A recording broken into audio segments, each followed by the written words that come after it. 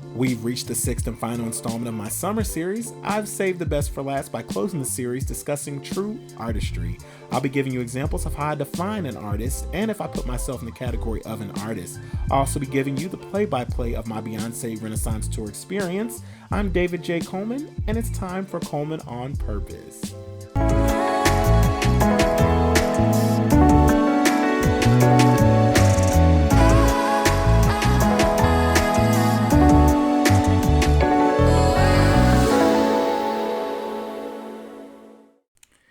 And welcome to my final installment of my summer series, The Other Sides. I want to thank everyone that's listened to every single one of these segments of my summer series. This has been wonderful doing for both myself and for others that are driving and trying to move towards, purpose in life. So as I continue my podcast and everything that's going on within my podcast, I want to make sure that I am tuning into things that really make a difference and have impact. So this has been wonderful to do because it helped me to tap back into not only past things, but what I want to see myself doing in the future as well. So it has been a wonderful, wonderful summer series because fall is about to be here already. Can y'all believe it? And we've been able to go through all of these different things that have had a lot to do with myself, but as well as people that are out here and really searching for what their main niche is in life. And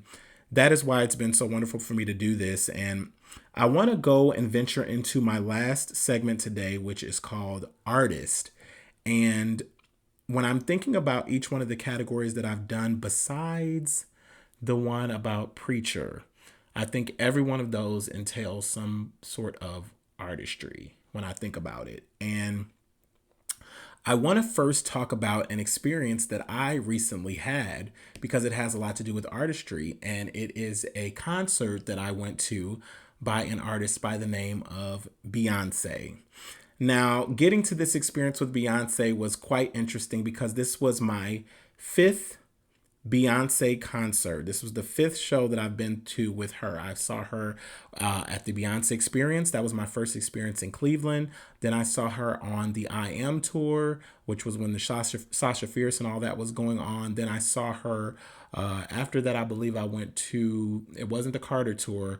I went to the Formation Tour and then the On the Run 2 tour. I did not go to one, but I went to two. And then I finally went to this past one, which was the Renaissance Tour. So I've been to 5 of her concerts, and people always question and ask me, like, why do I enjoy going to these concerts so much? What is your infatuation? Why do you keep going back? There's all this balance also because I'm, Christian. So a lot of the things that, some of the material that she has in there are questionable. And so there's some things that come up a lot of times when we start talking about the artist Beyonce. But I started to remember back why I first liked Beyonce back in the day. Yes, over time she has evolved, she's changed, and different things have happened. But I can remember being just back to even high school, the happiest moments of some of my musical, like the things that I heard with music, came from Destiny's Child and came from Beyonce. So just watching her evolution till now has been amazing for me. And I always say, like, at the last concert before the last, I'm like, oh, this is my last one. Okay, this is my last one. I really don't know when I would, stop going to see Beyonce, but I think that I'm at a point now in my life where I feel like I've got to see the full evolution. After seeing this Renaissance Tour, was like, it's very full circle for me. It's very like, I can see her passing on the legacy or slowing down or maybe going back to, things that don't require as much from her. So it was just amazing seeing her in that space again. So the experience was wonderful for me because it wasn't just her being there. It was everybody that was there. It was the people that were all there just to celebrate another album that she had released. And this album dated back to a lot of 70s music, which I love. I love disco. I love all the things that came from disco, even though that was a very short-lived era. I love disco music. I love all of that. So when I began to, hear this album, I was like, oh my gosh, oh, that rings back to Donna Summer. Oh, that rings back to this. Okay, I love it. So just seeing everybody come together, dress in these fabulous, really y'all going to the club or going out in these outfits. it was amazing. So you could feel the excitement in the room when you went in. Everybody was ready for the concert. There was no opening act. She just came and she entered the stage, and then we start to hear songs from what I remember. Like, it starts out with the slow songs from one of my favorite. Well, she starts out with Dangerously in Love. My favorite album is B-Day from all of her. That was her second album, and she begins to sing a song from B-Day after that, which was Flaws and All. And I'm just like, oh my gosh, I've never got to see her sing this really like live. I don't even remember. She might have done it at the I Am tour, but this was like her now. And even when she was talking during the concert, she says, I realize, all of these words that I'm saying now, they mean even more to me. And I felt like I was in the exact same place as her, because that's where I feel like I am in my life a lot of times, because it's like, you want people to see you past all the things that may be wrong, or a lot of people like to pick out the bad things, but they don't see enough of the good. And I could definitely relate with that. So just watching her do all of these songs, even some of the new songs, which not a lot of people, know all the new stuff, but I did because I had listened to some of Renaissance. So it was just a very memorable full circle moment for me, just watching her and just watching how she's progressed over these 25 years and gotten to where she is by the hard work that she's done and just the different things she's done to achieve and get here and to even bring up and raise kids and do all the things that she has been able to do. It was really an amazing feat to watch. And I've gotten to see, the most important part of it was I've gotten to see the evolution of Beyonce from a singer or just a performer to a full artist. Now, the time when I began to see the artistry really come forth was probably around even a little bit before Lemonade time. I began to see her do full films, full work, full pieces where she was finding, even Four. You begin to see that kind of happen in Four when she took the reins from her father and started to come under her own umbrella. She got to call the shots. She got to say how everything goes and how everything looks. And so she got to explore those areas after learning so much from people from the past. She got to become an artist. And that is amazing to me. Like, just learning the tutelage and everything that you have to be under to become an artist. It blows my mind when I begin to think about the hard work that is put in to get to that place. Like, you watch your Michael Jacksons, you watch your Beyoncés, the people that over time have studied all these different little things to get exactly what they want to see or their vision for their music. And that is one thing that I've gotten to see, that evolution of her over time and how she's been able to grow into where she is. And when I think back to myself, I say my father was always a painter. So he could draw and paint and do all of that. He was a real artist that did things on canvas. And that's not my strong suit. I'm definitely not an artist. I have never, the most I can do is draw you a picture of Lamb Chop or something from back in the day, because I learned to draw that from one of the shows I watch. Or I'll draw you a little stick figure.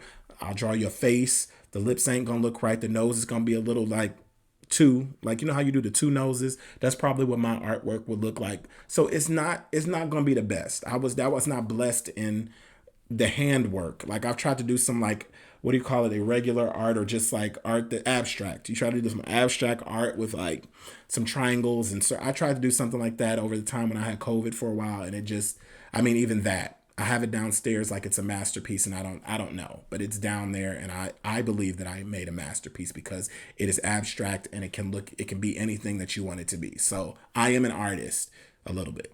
Anyway, so my dad is the artist, and I was not really blessed with that, but I look to other ways that I've been able to create over time as artistry as well. So when I start to think about the times where I would sit down and I would create a puppet out of a cereal box, which I would cut in half and make into a mouth, a square mouth, and then I would glue that boxed head onto a turtleneck. And the turtleneck would be where I would put my hand through and I would play with the puppet and have the mouth going with the puppet.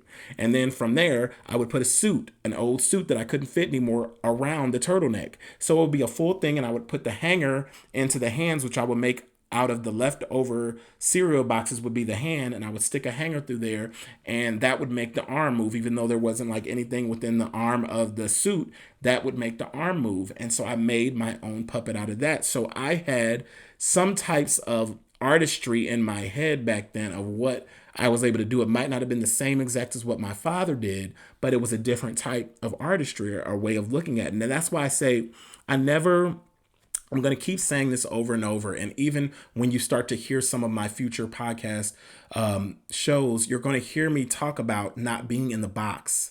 And I feel like a lot of times people look at artists in just one box of just the drawing, but artistry can come from movies. Artistry can come from music. Artistry is everywhere you look.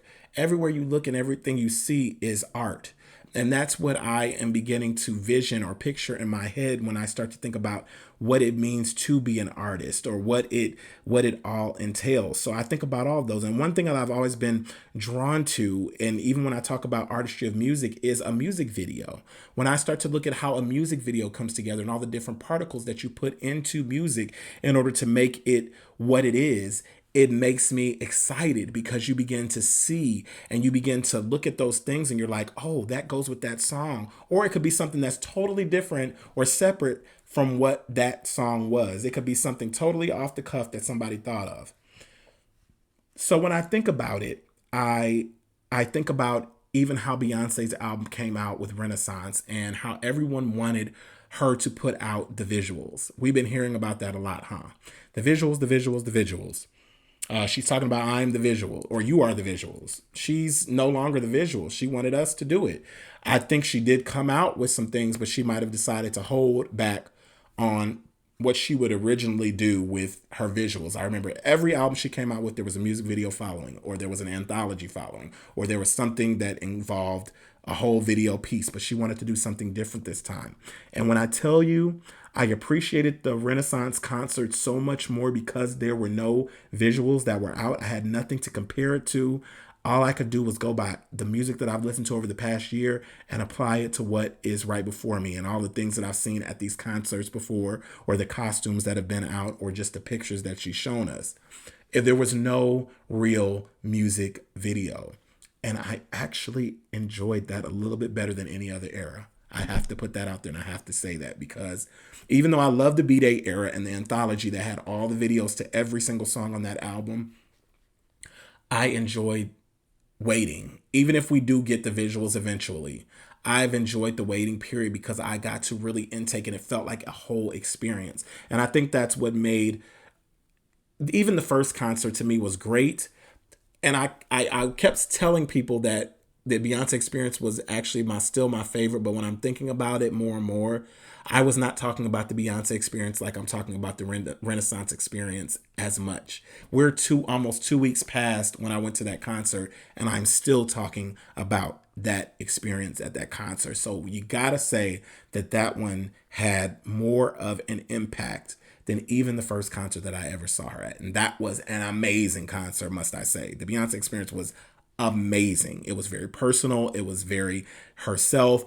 Even though this one was more herself, because I feel like she really kind of let her hair down a little bit. She had to be a little bit more robotic back then. But now I feel like she's really let her hair down and she's just enjoying this moment. So I'm going to say that and make my mark right here on this last chapter of my summer series and say that the Renaissance experience was my favorite Beyonce concert out of any of the ones I've ever been to.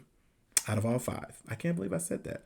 Anyway, that's how I look at it. So I sometimes do hate to stay within the same family, because I try to venture out. I tried to present Michael Jackson, but I must stay in the same family when I talk about artistry, because there's another one that really sticks out to me when it comes to artistry, and it is by the name of the sister of Beyonce, which is Solange. And now Solange, to me, actually started her artistry, her own artistry, a little bit before Beyonce, actually, when we think about it. When we think about the things that Solange did from 2010 and beyond, because under Soul Angel, I believe Soul Angel and the Hadley Street Dreams, she was still under the umbrella of her father. And then she began to venture off when she came out with True, when she started traveling, and she did a video shot in Africa and all of these different things.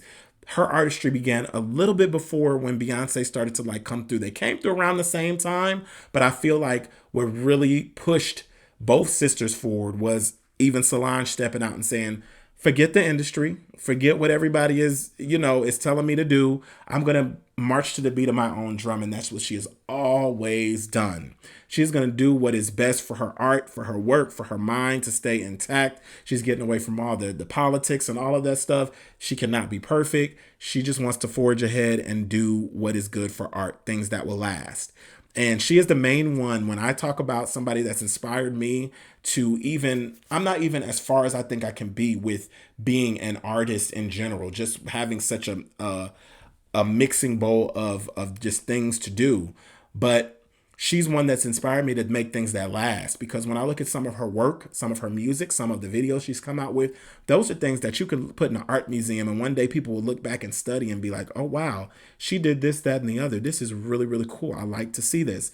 She is the true definition of what an artist looks like in my eyes. So I must point her out when I talk about all of those things that I talk about when we come to an artist. So when you are an artist, I have to say this: when you're an artist, you don't wait around to see what the trend is. You set the trend. You think of genius ways to reinvent yourself in your quiet time. Now, this is something I must get a lot better at, because I do feel like at a lot of times I don't allow myself to be still or quiet enough to see where I want me as a creative or an artist, the artist side of me, to go. And when I look at a lot of artists now, especially like I look at a lot of rappers, because rappers now are, we're beginning to see female rap a lot more. We're beginning to see a lot of different things that are coinciding at the same time.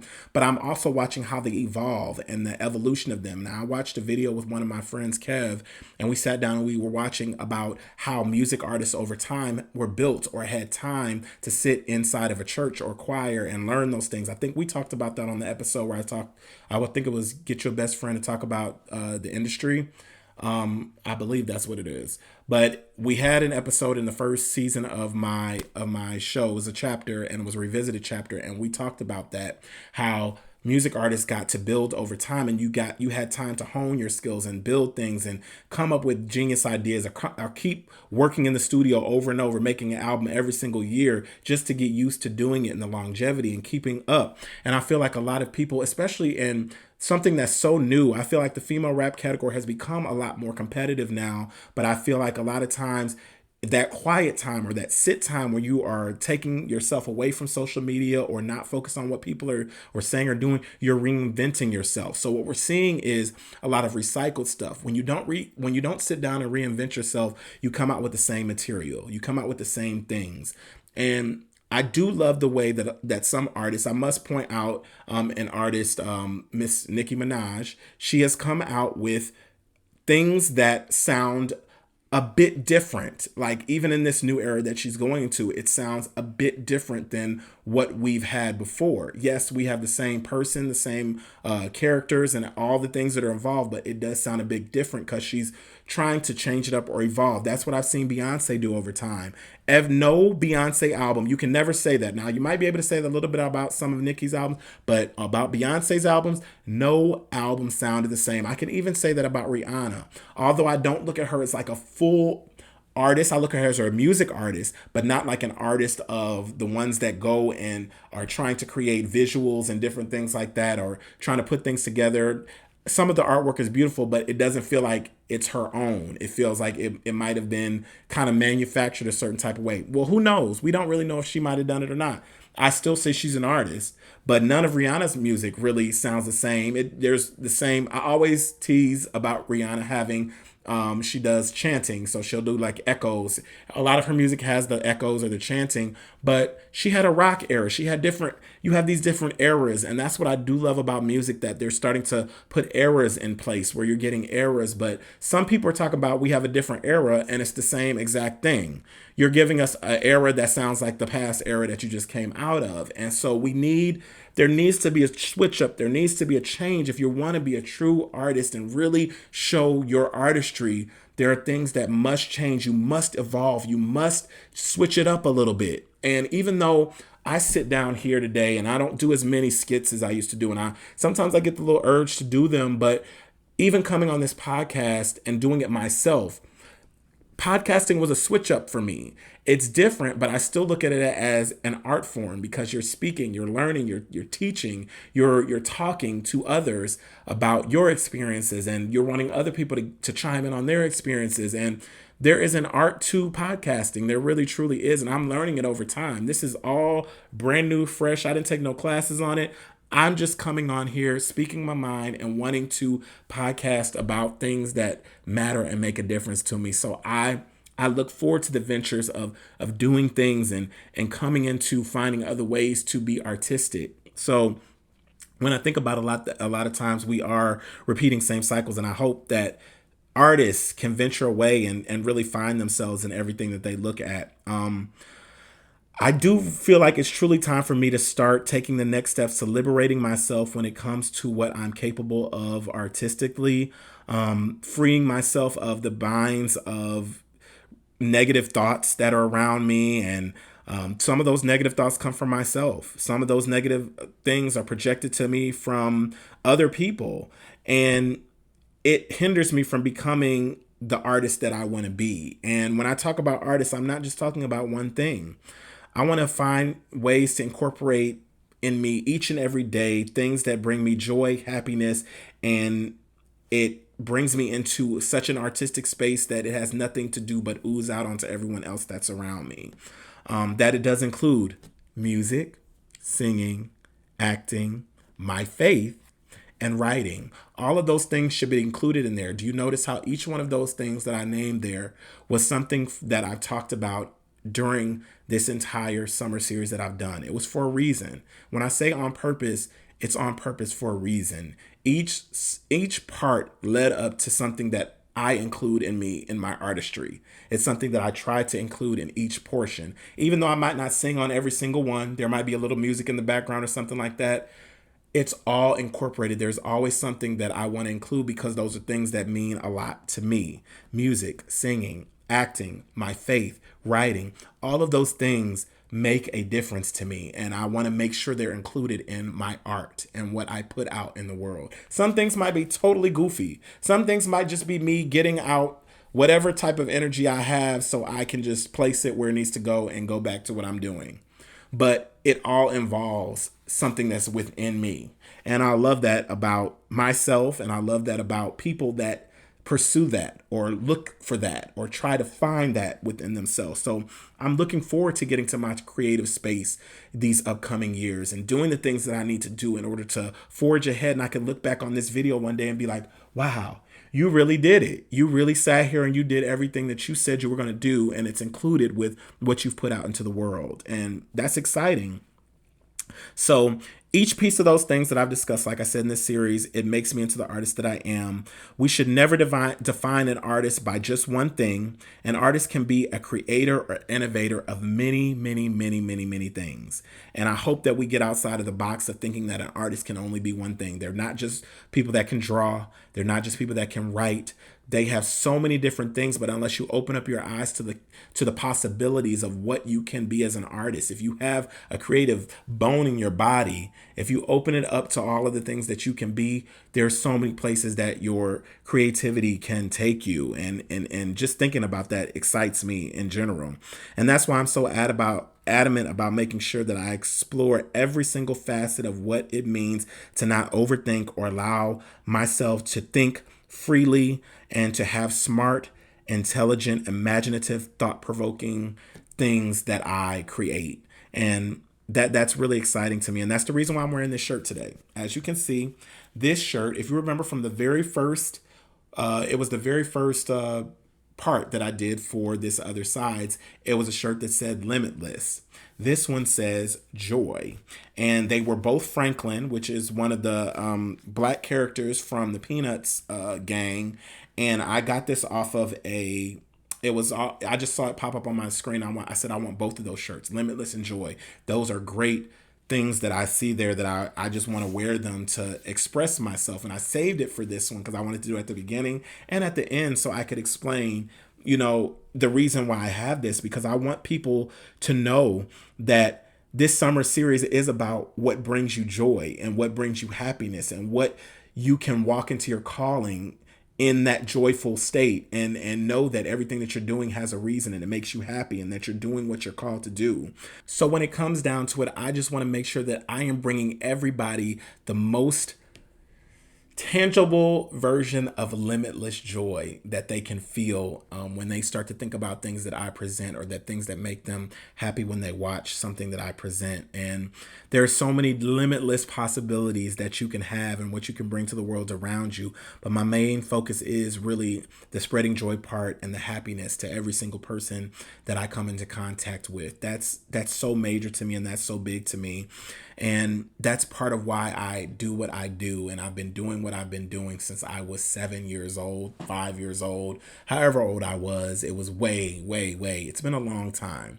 And people talk about many things that they've been able to do in their career or that they've done in front of the spotlight. I've been doing this stuff in the privacy of my own home lots of times, or just things that I just did just for the fun of it. But then I was like, this is really something that I want to bring into the world. I want the world to see the things that come out of me and the things that are here and that have been invested in me, and that I can spread all around so that more people can feel the heart of what it really means to be an artist, or just somebody that hungers after creating and wanting to do things that just bring the brightest smile to someone's face. And I do hope that I'm doing that every single day that I am walking this earth. I'm going to close out this summer series of The Other Sides, just letting you know that it has been amazing doing this, and I want to make sure that you are keeping up with what's going on, because I have an amazing fall that is coming up, a fall schedule that is going to be quite different. I'm getting ready to share some things in the next episode, or the next chapter that's coming up. It's right before my 41st birthday, which is on September 21st, and it's my 21st chapter. September is going to be something else. I want you to make sure you're tuning in. I've already got it edited and queued, and it's ready to go, and I can't wait to present it to you. It's going to open up so many more things to me, and I'm shedding a whole nother layer of myself that is needed in order for me to move forward in my purpose and what I am called to do in this earth that we have here. Make sure you're following me on Instagram at DELUXEDAVE. Also, you can follow me on TikTok at davidj.coleman, or that's at Deluxe Dave. You can also look that up and find me there. And you can also follow me at Coleman on Purpose on both Instagram and on TikTok. You can follow it Coleman on Purpose. That's all you got to type in. It's going to have all that information there. I thank you for joining me for each one of these segments of my summer series. Have a wonderful, wonderful rest of your summer, and I will see you in September. Holla.